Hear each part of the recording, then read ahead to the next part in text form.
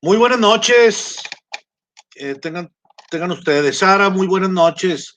Qué gusto el verte por aquí en la clase síncrona.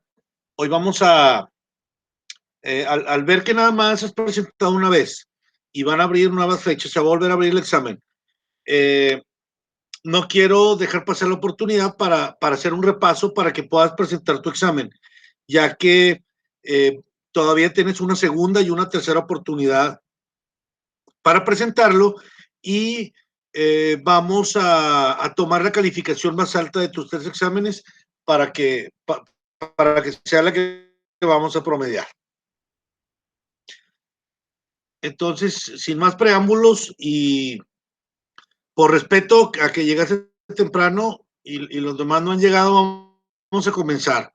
Si alguien se va incorporando, pues lo vamos recibiendo. De hecho, mira, vamos a ver lo que es la tasa de inflación, que es donde se pone de manifiesto la pérdida del poder adquisitivo de la moneda nacional de un país en un periodo determinado.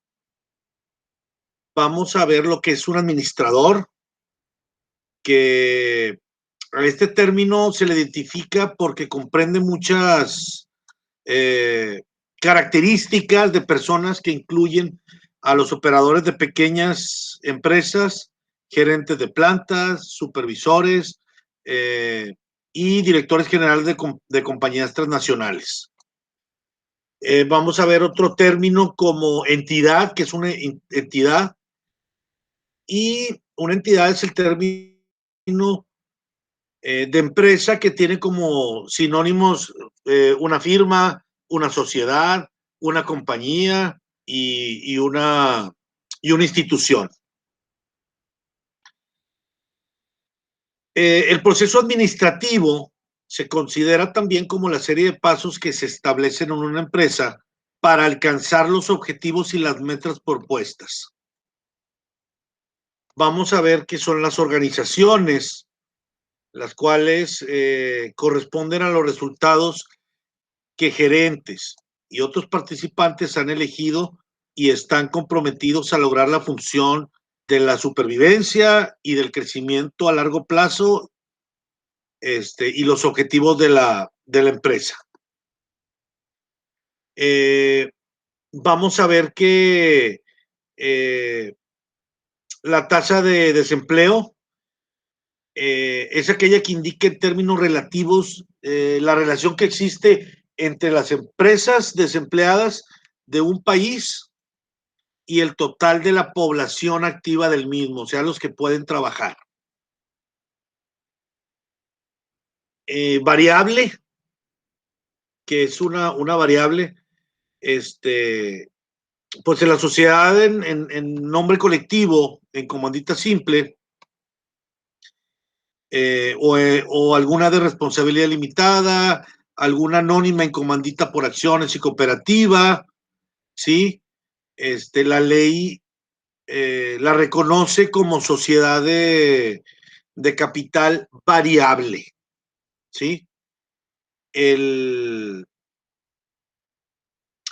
Si identificamos el entorno en que se desenvuelven en la empresa diversos factores que debemos estudiar, desarrollar y aplicar a los proyectos, los proyectos que vemos pueden ser directos e indirectos.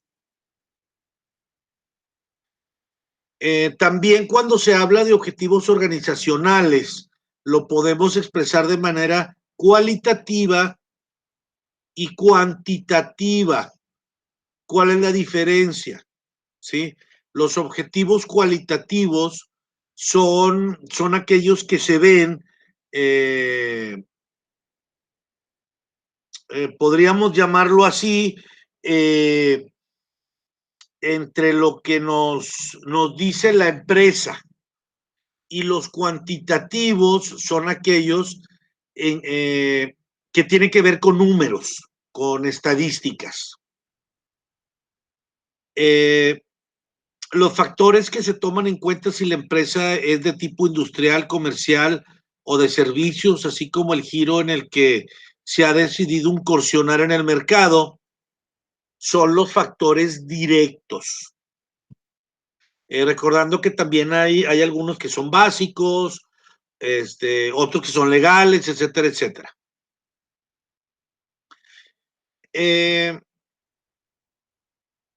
En un concepto que se entiende como plan de acción, eh,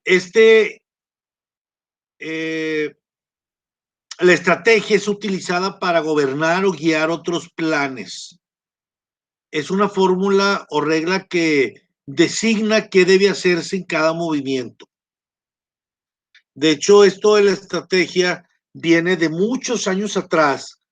De hecho, hay un libro que se llama El arte de la guerra, que escribió un emperador chino, que al ratito se me viene el nombre, el cual lo escribieron hace 2000 años. Y ahí nos habla sobre estrategias militares.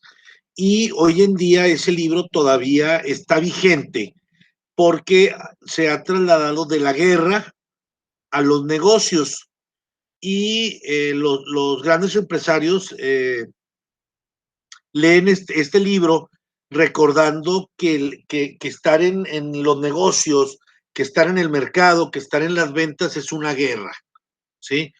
Pero ante una guerra siempre hay que llevar una estrategia, que es el saber tener un plan de acción, qué es lo que vamos a hacer, de qué manera lo vamos a hacer para que salga lo mejor posible. Una persona jurídica y social es aquella que tiene derechos, que tiene obligaciones, aunque carezca de existencia individual física, ya que es una corporación, es una sociedad, no es una persona. El conjunto de valores, creencias, tradiciones, instituciones, lenguas que elabora y transmite una sociedad se le llama cultura. De hecho, es muy importante en los negocios la cultura y hay que estudiar bien la cultura cuando vayamos a hacer un negocio. ¿Por qué? Porque hay que saber cómo se saludan, qué es lo que comen. Por ejemplo, en China, cuando vas a hacer un negocio, tienes que llevar forzosamente un regalo para para los chinos, tienes que sentarte a comer con ellos y tienes que tomarte fotografías con ellos. Si no, ellos se sienten ofendidos. Entonces, el conocer la cultura, las tradiciones, las creencias, las instituciones, las leyes, y los valores de la cultura es muy importante. Podemos llamar el Producto Interno Bruto como el conjunto de bienes o servicios que se producen en un país durante un periodo determinado. Y el PIB, como llamamos al Producto Interno Bruto, es el indicador de generación de riquezas del territorio al que estamos estudiando, ¿sí? Al país al que nos estamos refiriendo. Los factores indirectos que podemos encontrar en que se dividen algunas fases son los factores del entorno económico, ¿sí? Así como los sociológicos, los demográficos, los ecológicos, los tecnológicos y los políticos son factores que tenemos que tomar en cuenta, ¿sí? Para poder llevar a cabo una buena negociación o la empresa de buena manera. Los recursos humanos, como vimos en clases anteriores, se identifican como aquellos, ¿sí?, cuya habilidad dependerá el éxito o fracaso de la identidad.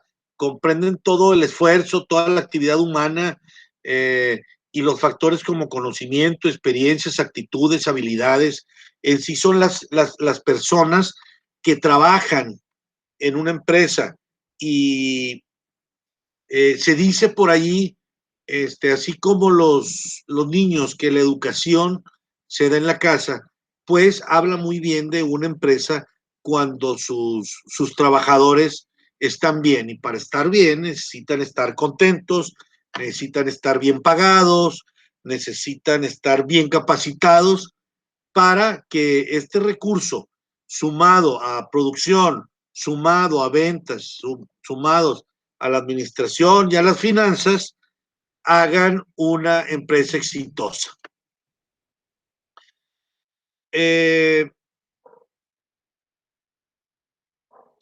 Uno de los conceptos que derivan de los factores sociológicos y que especifica la creencia íntima o social en realidades espirituales, los cuales se expresan mediante el culto de las mismas, se le llama religión.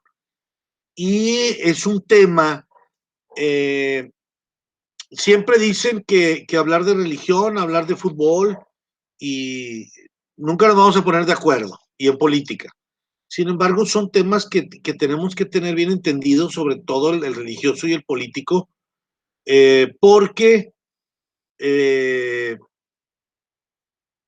hay muchas religiones y en algunas religiones eh, se, se llevan, por llamarlo así, algunos cultos, algunas creencias, algunos días no se trabajan, algunas horas tienen que rezar, o en los comedores no pueden comer algunas cosas. Entonces es muy importante para las empresas conocer la religión y respetar a las personas que tienen esa religión, y tratar de moldear las actividades para que el empleado pueda trabajar mejor. De hecho, la visión opuesta del Producto Interno Bruto, del PIB, ¿sí? Se le llama renta nacional. Ahorita que hablamos de costumbre, de la cultura, también vamos a hablar de la costumbre, ¿sí? Es un concepto que se deriva de factores sociológicos que condicionan los hábitos del consumidor y que pueden presentarse como oportunidades y amenazas, ¿sí? Siempre es importante. ¿Has llevado alguna clase de mercadotecnia, de marketing, Sara? No, no, ninguna. Bueno, probablemente, ¿qué piensas estudiar ahora? Porque ya es tu último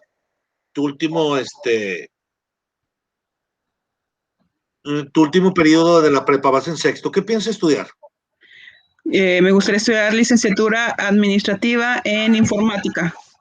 Ok, muy seguramente, como vas a llevar administración, vas a llevar algo de mercadotecnia, y no le dan mucha importancia al marketing, y malamente, pero marketing es muy importante. En una empresa se conjugan, como hemos estado viendo, algunos departamentos. Los departamentos más importantes son administración, recursos humanos, finanzas, producción, mercadotecnia, y ahora ponen como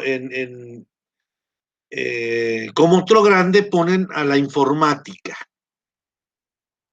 Y el marketing, te voy a decir por qué es muy importante, hablando de costumbres, hablando de consumidores, porque dentro del marketing se encuentran desarrollo de nuevos productos, son donde se desarrollan los nuevos productos o los nuevos servicios, y aparte se encuentra ventas, y si no hay ventas, las empresas se mueren. Entonces es muy importante, y conocer las costumbres es muy importante, porque de esa manera el consumidor conoce qué es lo que el consumidor necesita, ¿sí? Y la definición de mercadotecnia es el conjunto de herramientas que nos ayuda a satisfacer las necesidades del cliente. Entonces, si conocemos qué es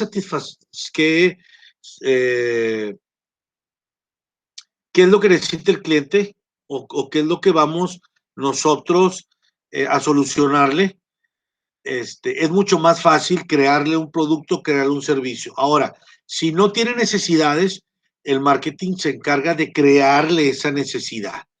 Y una de los conceptos importantes dentro de la sociología son las costumbres de las personas. Ahora, cuando una empresa inicia operaciones, todos sabemos que adquiere una personalidad distinta a los socios y accionistas que la constituyen. ¿Qué quiere decir? Que esto acontece cuando comparecen ante un notario público y es expedida un acta en la cual queda constituida esa sociedad de varios socios o accionistas. Y a esa acta se le llama acta constitutiva, ¿sí? Ya sea que la quieras hacer una asociación civil, una asociación de capital variable o de responsabilidad limitada, siempre hay una acta constitutiva donde nos dicen cuántas acciones son para cada socio o para cada accionista. También vamos a hablar sobre el artículo 2 de la Ley General de Sociedades Mercantiles, el cual identifica una formalidad que se establece en la escritura o póliza constitutiva de la sociedad que vimos ahorita, ¿sí? Al momento de que se crea, por lo que toda contratación, sea de personas o de bienes o servicios, quedan a cargo de la sociedad a través de sus abogados, ¿sí? A eso se le llama representante legal, ¿sí? El artículo 2 nos habla de que todas las instituciones tienen que tener un representante legal dentro del acta constitutiva, ¿sí? O póliza constitutiva. Sabemos que dentro del ámbito de las empresas está la microempresa, y luego si las hacemos por regiones, están las locales, están las nacionales y están las extranjeras. Y las empresas se dividen en pymes, que son pequeña y mediana empresa, y las grandes empresas. Otro tipo de factores los cuales son establecidos por la ley del Estado son los factores políticos, ¿sí? Es importante siempre saber cuáles son los factores políticos que pueden influirnos, ¿sí? Tú sabes, normalmente cuando hay un cambio de gobierno, un cambio de partido, o se va un presidente, normalmente viene el nuevo gobernante y hay cambios, ¿sí? Entonces hay que estar siempre bien atentos de las leyes que precisamente la Cámara de Diputados y la Cámara de Senadores están aprobando o están denegando, ¿sí? Siempre son los factores de ley y los factores políticos, ver las personas que nos van a gobernar y qué ideas traen. El ahorro nacional es la parte de la renta nacional que se consume de inmediato dentro de los de los factores productivos de nuestro país.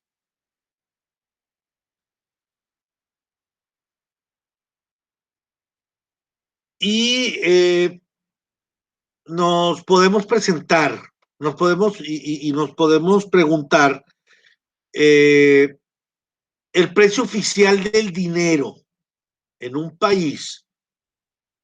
No lo determina el oro ni la plata, sino el tipo de interés. Hay que recordar que a veces los intereses están muy altos y a veces muy bajos, ¿sí? Dependiendo si está alto o está bajo, ahí se vienen el tipo de cambio, ¿sí? Y todo está regido por el tipo de interés, ¿sí?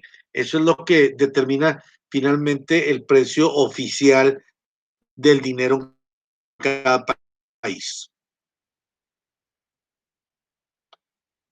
En una organización podemos hablar de, así como hablamos hace rato de los recursos humanos, también podemos hablar de los recursos materiales.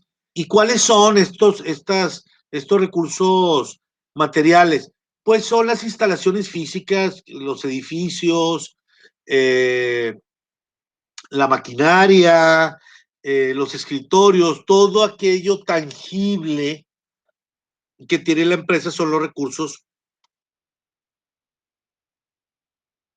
materiales, ¿sí?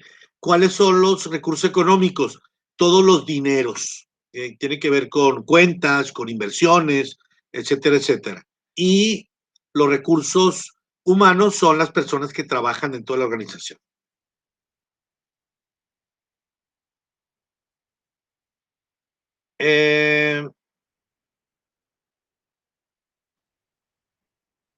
Las empresas las podemos también clasificar no solo por su tamaño, sino por el origen de su capital. Y estas pueden ser públicas, privadas, mixtas y extranjeras. Y las empresas, ¿te acuerdas que hablamos del PYME y de las grandes empresas, que son las macroempresas? Bueno, todas aquellas que ocupan pequeños espacios y el número de empleados varía según el sector en el que labora, con un máximo de 30 empleados se le llama microempresa. Y ya más de 200 empleados ya es una macroempresa.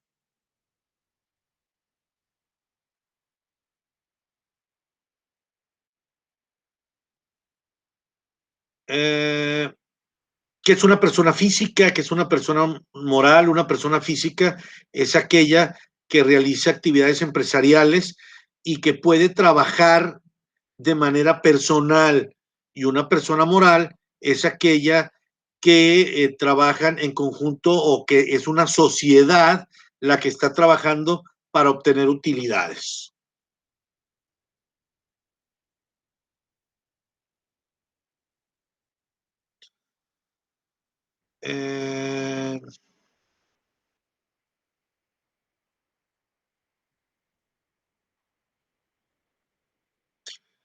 Pues prácticamente es